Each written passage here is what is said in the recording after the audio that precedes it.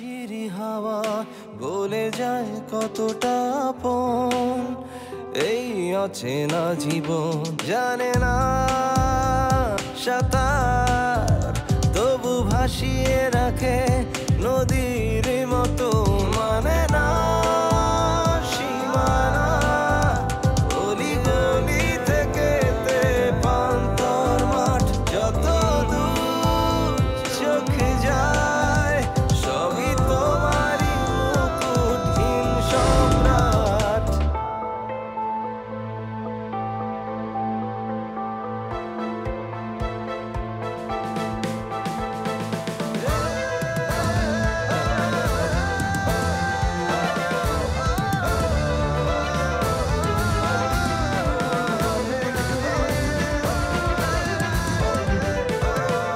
ছোট ছোট ঢেউ ছুঁয়ে ছুঁয়ে যায় কেউ আসে না পলাতক আশা সন্ধ্যার মেঘমালা নিয়নে জ্বলা কিছু প্রতিশোধ সর্বনাশা অনামিশা ভেঙে বসে বারান্দায় তারায় তারায় হাট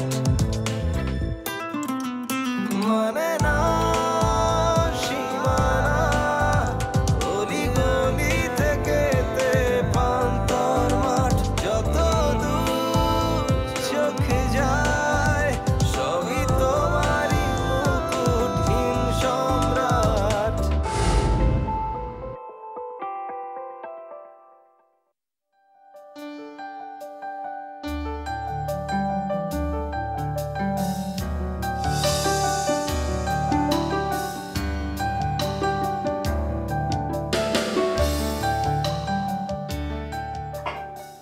স্যার পান্না ম্যাডাম আমার নামে কি কি লাগিয়ে গেল? আচ্ছা আপনারা কি শুরু করছেন বলো তো? যেখানে আমি চেষ্টা করছি কমপ্লেনটাকে ঢেলে সাজাতে সেখানে আপনারা একজন আরেকজনের পেছনে হিচিংয়ে জড়িয়ে যাচ্ছেন। স্যার আমি কোনো হিচিংয়ে জড়াইনি। আর আমি আপনাকে বলেছিলাম যে লিগ্যাল নোটিসের ব্যাপারটা টোটালি মিসেস পান্নার হাতে ছাড়তে। আপনি কেন নিজের কাছে নিতে গেলেন? কারণ আমি ভেবেছি আমি হ্যান্ডেল করতে পারবো। যেখানে আমি আপনাকে নিজে বলেছি সেখানে আপনি কেন দিলেন না? I am sorry, I am extremely sorry. It's okay, বসুন। Thank you very much.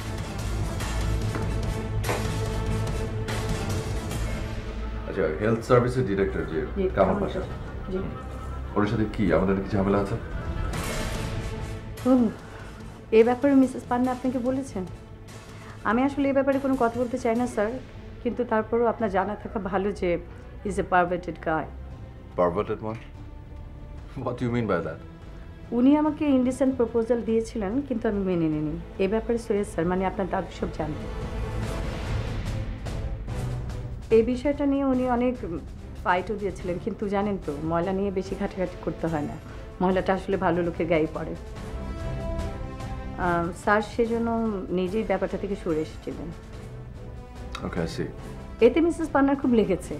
উনি হয়তো বা কোমল পাশার এই ইনডিসেন্ট প্রপোজালে রাজি হয়ে যেতেন, কিন্তু আমার মনে হয় বয়সে মার খেয়ে গেছেন। এনিওয়ে, কিন্তু আমাদের তো একটা ওয়ে আউট বের করা দরকার, রাইট? আপনি ওনার সাথে কথা বলে বুঝতে পারবেন উনি কেমন মানুষ।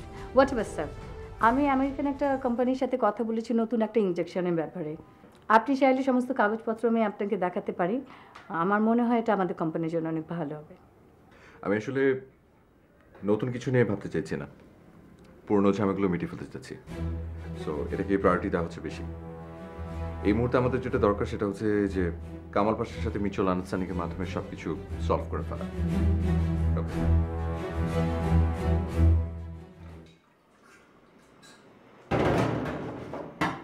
আম্মু বল, একটা না প্রবলেম হয়ে গেছে। আমি এখন নাস্তা দিতে পারবো না, চুলায় রান্না। নাস্তা দিতে হবে না, একবারে লাঞ্চ দিলেই হবে। মানে কি ওই মেয়ে লাঞ্চ সেরে যাবে? না আম্মু, ও যাবে না, ও থাকবে। থাকবে মানে? তুই জানিস না তোর বাবা বাসায় বন্ধু বান্ধব অ্যালাউ করে না? উফ আম্মু, বাবা আসছে কোত্থেকে? বাবা তো সাউথ আফ্রিকা, বাবা জানবে কিভাবে? জানবে কিভাবে মানে? আমি তো বলে দেব। ওকে বলবি লাঞ্চ সেরেই যেন চলে যায়, কোনো থাকা থাকি চলবে না।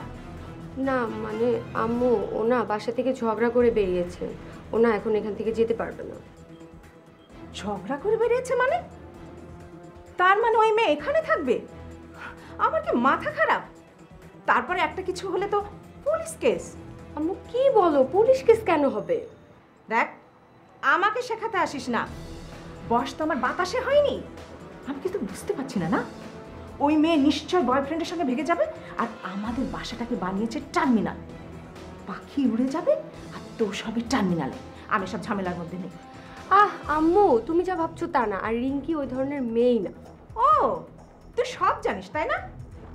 হ্যাঁ জানি তো, ও আমার বেস্ট ফ্রেন্ড না। রাখ তোর বেস্ট ফ্রেন্ড, তুই ওকে যেতে বল। বেশি কথা বললে না লাঞ্চও দিব না। আম্মু প্লিজ একটু বোঝার চেষ্টা করো না, আমি কি করে ওকে এখন এই কথাটা বলবো? তুই কেন বুঝিস না? তোর বাবা সবসময় আমাদের নিয়ে টেনশন করে, আর এরকম একটা কথা শুনলে।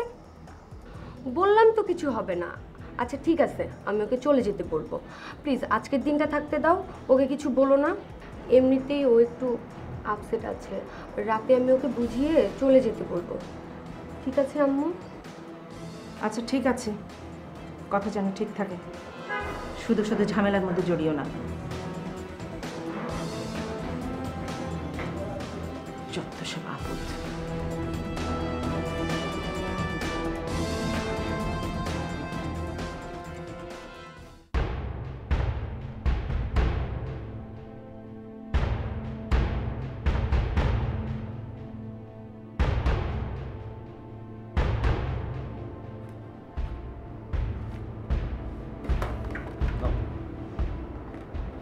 হ্যাঁ শুনুন, ওই প্রকিউরমেন্ট ডিপার্টমেন্টের ফাইলটা নিয়ে আসুন। ঠিক আছে স্যার। আশা ফার্মাসিউটিক্যালসের এমডি তাহলে এখন আপনি, না? জি স্যার, সেই জন্যই ভাবলাম যে আপনার সাথে একবার দেখা করে। আপনাদের বিরুদ্ধে তো একটা সিরিয়াস কমপ্লেন আছে। তাই নাকি? হ্যাঁ, হবিগঞ্জে আপনাদের তৈরি স্যালাইন নিয়ে তো হইচই পড়ে আছে। কমপ্লেনটা স্যার আমার কাছে এসেছে, আমিও পুলিশের কাছে কাউন্টার কমপ্লেন করেছি। তার মানে? জি স্যার, আমাদের স্যালাইন ওখানে দখল হয়েছে। But I don't believe it. Sir, আমি কি জানতে পারি কমপ্লেনটা কে করেছে? কমপ্লেনটা এসেছে ডিস্ট্রিক্ট হেলথ সার্ভিস থেকে। আমি তো অলরেডি ইনকোয়ারি করতে বলে দিয়েছি। কিন্তু স্যার আমি তো কোনো চিঠি পাইনি। হ্যাঁ, ইনকোয়ারি রিপোর্ট আসো, তারপর তো পাবেন নাকি? একটা কথা বলুন স্যার। না, আর কোনো কথা? আপনি এখন আসতে পারেন। আর শুনুন, আশা ফার্মাসিউটিক্যালস থেকে আমাদের অথরিটি আর কোনো প্রোডাক্ট নেবে না, রাইট?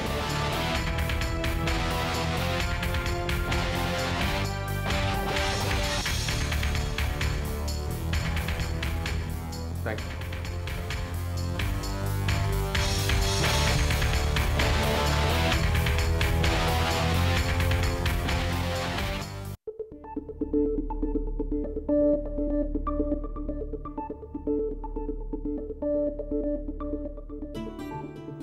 আন্টি, আপনার রান্না না দারুণ। তেমন কিছু তো করতে পারিনি। সোমা বলল তুমি আজকেই চলে যাবে, তাই তাড়াহুড়া করে যেটুকু পেরেছি সেটুকুই করেছি। না আম্মু, ও তো চলে যেতে চেয়েছিল, আমি তোকে জোর করে রেখে দিলাম। তুমি এই তাড়াহুড়ার কোনো দরকার নেই, রাতে ভালো করে করো। তোমাকে আরেকটা মাছ দিই? না ঠিক আর নিতে পারবো না। কেন পারবে না? এখনই তো তোমাদের খাওয়ার বয়স। ইস, আপনি কত আদর করে খাওয়ান আন্টি। কেন, তোমার মা খাওয়ান না? মা আগে খাওয়াতেন, কিন্তু এখন। আম্মু আমি তোমাকে বলেছিলাম না রিঙ্কির কথা, ওরা যে অনেক বড় লোক। ও হ্যাঁ, সোমা তো সবসময়ই তোমার কথা বলে। তোমাদের বাসা একদিন যাব। আমাদের আম্মু হ্যাঁ যাবো তো। মানে আমাদের ঢাকায় তেমন কোনো আত্মীয় স্বজন নেই তো, সেই জন্য কোথাও যাওয়াটা হয় না আমার। এক কাজ করো না, তোমার মাকে একদিন নিয়ে এসো বাসায়। না মানে ওই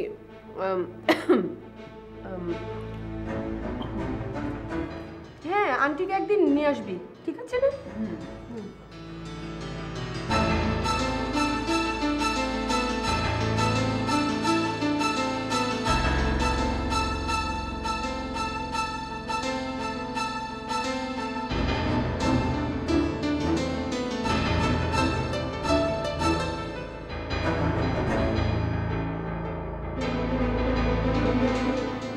স্যার যদি কিছু মনে না করেন, ব্যাপারটা কি পার্সোনাল?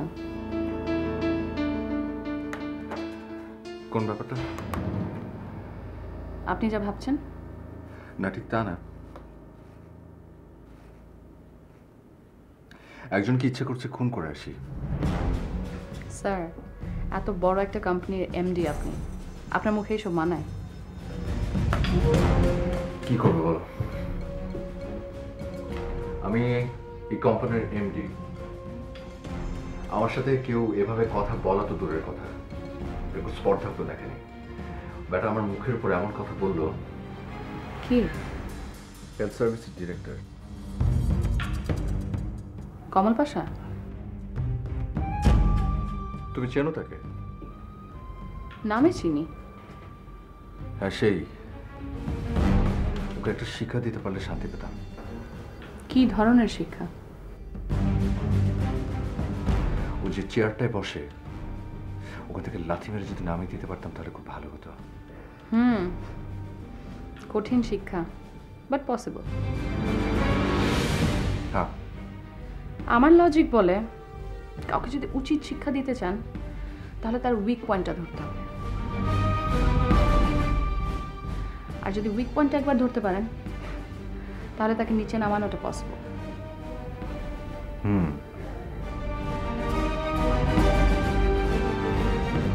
আমাদের অফিসার মিসেস নূপুর বলল তাকে নাকি কমল পাশে ইন্ডিসেন্ট প্রপোজাল দিয়েছিল এক সময়। এটাও একটা পয়েন্ট স্যার, তবে আমি কাল একটু খোঁজ নিয়ে না আপনাকে ডিটেলসটা জানাতে চাই। তুমি কেন আমাকে নিয়ে সিলেট গেলেন, এখন আমার উপরে রিলাই করতে পারছেন না? না না, বিষয়টা তা না। আসলে সিলেটের ব্যাপারটা, ওখানে আমি একটা টোপ হতে পারতাম, কিন্তু এখানে টোপ হওয়ার সুযোগ নেই, তাই তো? তুমি বুঝতে পারছো না। পারছি স্যার, আমার মতো ছোট ছোট টোপ ওদের মতন বড় বড় মানুষরা হয়তো গিলবে না, বাট এসব বড় বড় মানুষদের মধ্যে যে বড় বড় ফাঁক ফোকরগুলো থাকে না, সেটা আমি ধরতে পারবো।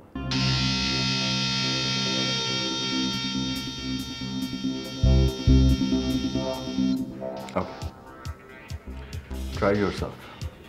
Thank you. শোন, আমার এখানে আসাটা বোধহয় আন্টি অ্যাকসেপ্ট করতে পারেনি, তাই না?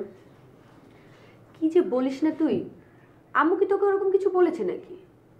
না, বলেনি, কিন্তু আমি বুঝতে পারি। সব মেয়েরাই বুঝতে পারে। শোন, মেয়েদের মধ্যে না একটা সিক্স সেন্স কাজ করে, যেটা দিয়ে বোঝা যায় ভালোবাসা, অবহেলা, এই সব কিছু। বুঝছো? শোন, ইদানিং না তুই একটু বেশি বোঝা শুরু করেছিস, আতেল কোথাকার। আচ্ছা বাদ দে, সবচেয়ে বড় কথা হচ্ছে আন্টি অপছন্দ করলেও আমাকে এখানে কটা দিন থাকতেই হচ্ছে। ইনফ্যাক্ট তোর জাদু ভাইয়ের কল না পাওয়া পর্যন্ত। আচ্ছা, তোর জাদু ভাইয়া না একটা কাজের কথা বললো? ফটোশুট করলে কি সাথে সাথে ডাক পাওয়া যায় নাকি? অনেক রকম প্রসেসিং এর ব্যাপার আছে। আমি কথা বলে দেখবো? দেখতে পারিস। আচ্ছা শোন, তোর না ব্যাপারগুলো একটু সম্রাট ভাইকে জানানো উচিত। তোকে একটু আগে সিক্স সেন্সের কথা বলছিলাম না? আমি সিক্স সেন্স দিয়ে খুব ভালো মতোই বুঝতে পারি যে কোনো লাভ হবে না, ও আমার জন্য কিচ্ছু করবে না। মানে কি? তুই তার গার্লফ্রেন্ড? ওই পর্যন্তই, কিন্তু ও আমাকে ভালোবাসে না। এই, এসব তুই কি বলছিস? হ্যাঁ, তোর মাথাটা না আসলেই খারাপ হয়ে গেছে, পাগল হয়ে গেছিস তুই। আমার মাথা একদমই ঠিক আছে, আমি ওর গার্লফ্রেন্ড, ওটাও ঠিক আছে, কিন্তু আমার ভালোবাসার জন্য ওর যতটুকু ফিলিংস থাকার কথা ছিল, আই মিন যেই ফিলিংস থেকে, যে ফিলিংসের ডিপনেস থেকে সে আমাকে সাথে সাথে আগলে নেবে, ওটা ওর মধ্যে নেই।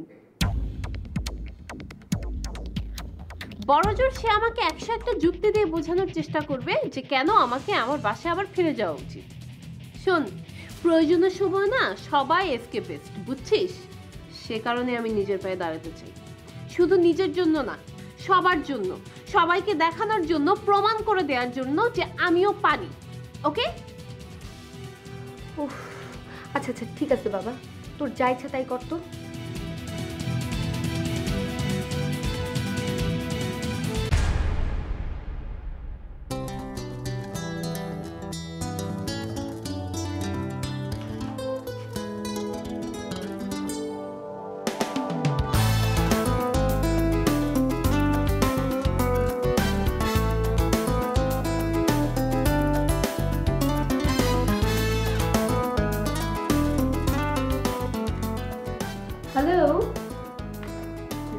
ভাইয়া, কেমন আছেন আপনি? আমি ভালো আছি। জাদু ভাইয়া, আমি কিন্তু আপনার ফোনের জন্য অনেক ওয়েট করেছি। আপনার না আমাকে ফোন করার কথা ছিল, কই ফোন তো করলেন না।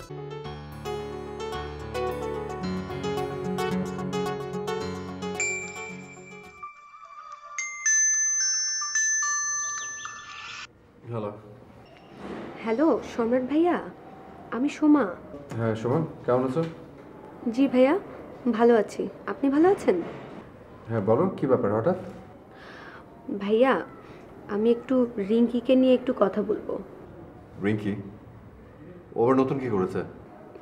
না মানে ভাইয়া, নতুন বলতে ও বাসা ছেড়ে আমার বাসাতে চলে এসেছে। ও বাসা ছেড়েছে নাকি ওকে বাসা থেকে বের করে দেওয়া হয়েছে?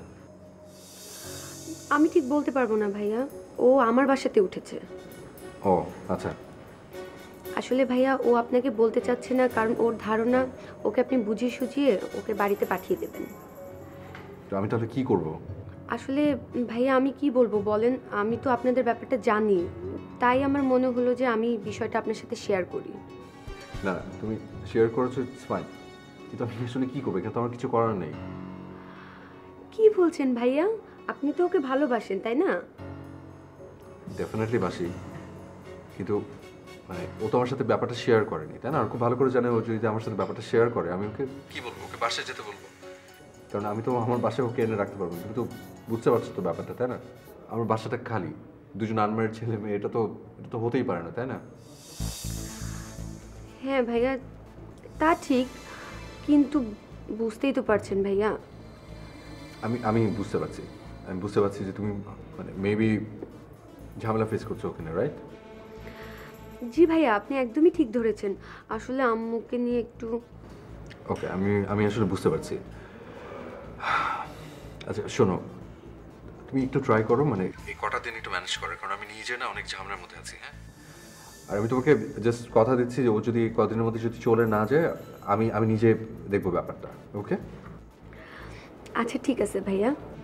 ঠিক আছে, তাহলে রাখছি। হ্যাঁ, আর ও হ্যাঁ ভাইয়া, আপনি একবার ওর সাথে একটু কথা বলবেন? আচ্ছা ঠিক আছে, বলবো। ও ভাইয়া, আমি যে আপনাকে এই কথাগুলো বলেছি, ওকে আপনি প্লিজ এগুলো বলবেন না। আচ্ছা হ্যাঁ, ঠিক আছে, বলবো না। ওকে, বাই তাহলে। হ্যাঁ, থ্যাংক ইউ ভাইয়া।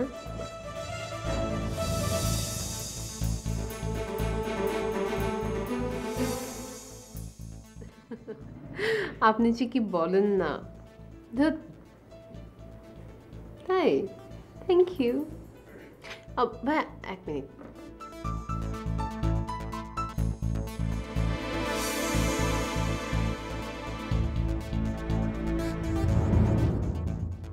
হ্যালো, জি ভাইয়া, ইমার্জেন্সি, মানে আম্মু ফোন করেছে বুঝছেন।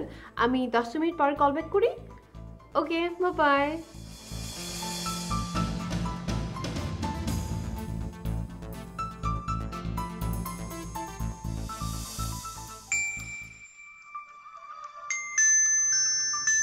হ্যালো।